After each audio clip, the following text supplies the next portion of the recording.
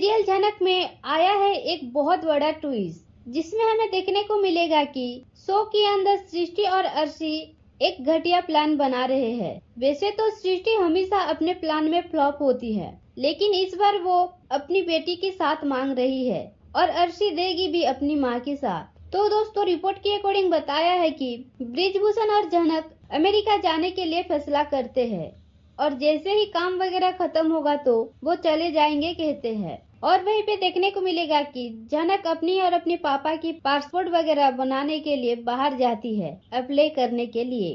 तो ब्रिजभूषण कहते हैं झनक से कि मैं भी जाता हूँ बेटा तुम्हारे साथ। तो झनक मना करती है और कहती है मैं जल्दी आ जाऊंगी पापा, और मैं ये शहर में पहले भी रह चुकी हूँ तो मुझे पता है कि कहाँ जाना है, बस आप टेंशन मत लो। ये कहकर वो जाती है। तो वहीं पे झनक के घर के पास कुछ गुंडे रहते हैं और झनक का पीछा करते हैं, क्योंकि वो गुंडे को सृष्टि ने ही भेजी थी। वो अपनी बेइज्जती की बदला लेने के लिए फिर से अपनी बेटी को मरना चाहती है।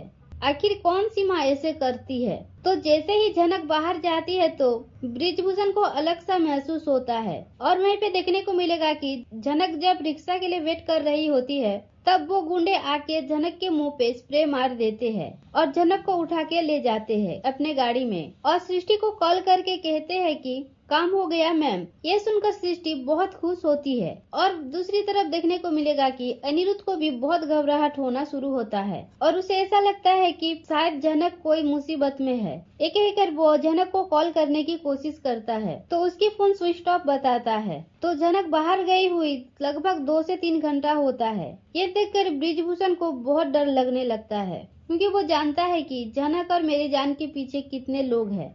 इसलिए ब्रिजभूषण भी कॉल करता है तो उसकी फोन ऑफ आता है।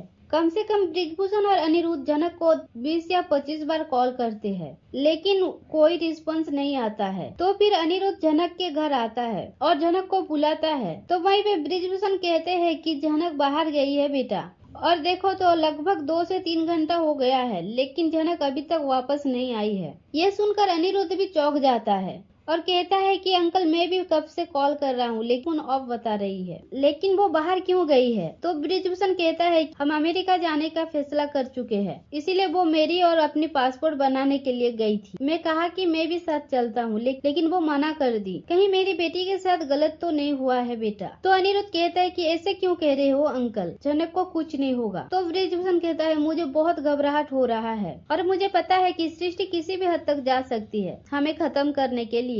तो अनिरुद्ध कहता है कि हाँ अंकल मुझे पता है, अगर अभी तक झनक नहीं आई है इसका मतलब कुछ तो गड़बड़ है। तो अनिरुद्ध अर्शी को कॉल करके पूछता है कि तुम्हारी मॉम कहाँ है। तो अर्शी कहती है घर पे ही है, और तुम क्यों कॉल किए हो, और कोई बेइज्जत करना बाकी है क्या जो मेरी मॉम को पूछ रहे हो। तो अनिरुद्ध कहता है कि झनक बाहर गई है और वो अभी तक वापस नहीं आई है, कहीं इस बार भी तुम्हारी मॉम की ही हाथ तो नहीं है। झनक अभी बाहर गई है और अभी तक घर नहीं आई है, इसीलिए पूछ रहा हूँ। तो अर्शी कहती है मेरी मॉम ने ठिका लेके रखा है क्या झनक का, कहाँ जा रही है कहाँ नहीं जा रही है। तो अनिरुद्ध कहता है कि नहीं, पिछले कुछ दिनों से झनक के साथ जो कुछ भी हुआ इसके पीछे सिर्फ और सिर्फ तुम्हारी मॉम की ही हाथ है, इसीलिए मैं कह रहा हूँ कि कहीं इस बार भी वो कुछ तो नहीं किया है झनक के साथ। तो अर्शी कहती है नहीं, मेरी मॉम घर पे ही है, इतनी बेइज्जत होने के बाद वो किससे बात करेगी, और वो उनके फोन भी नहीं पकड़ी है। आखिर आप लोगों ने मेरी और मेरी मॉम की जिंदगी जो बर्बाद किए हो तो हम किससे बात करें, और अब मेरी मॉम ने कुछ भी नहीं किया है झनक के साथ। तो प्लीज तुम मुझे इन सब बकवास बातों के लिए मुझे कभी भी कॉल मत करना।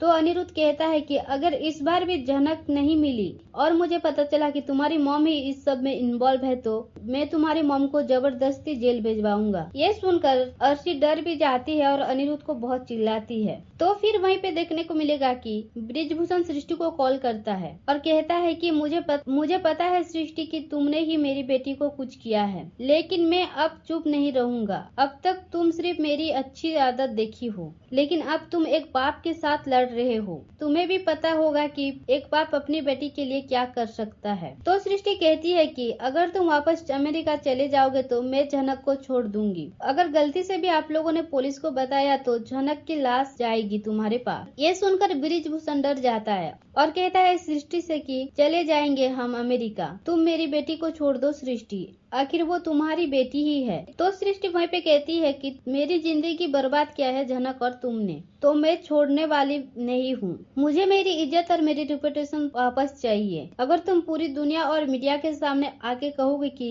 मैं जो भी कहा था वो सब झूठ है, तो मैं सोचूंगी जनक को छोड़ूं या नहीं। और वो कहती है कि अगर इस सब के बारे में तुमने अनिरुद्ध को बताया तो जनक के साथ साथ तुम्हारी भी लाश मिलेगी। ये कहकर वो बृजभूषण को धमकाती है। तो दोस्तों, आपको क्या लगता है, क्या जनक को अनिरुद्ध और बृजभूषण बचा पाएंगे और क्या सृष्टि अपनी प्लानिंग में कामयाब हो पाएगी? तो आपका क्या कहना है इस सब के बारे में, हमें कमेंट्स में बताएं। और ऐसी ही नई जानकारी के लिए हमारे साथ जुड़े रहिए। और वीडियो अच्छा लगे तो इस वीडियो को जरूर लाइक और हमारे चैनल को सब्सक्राइब करना ना भूलें।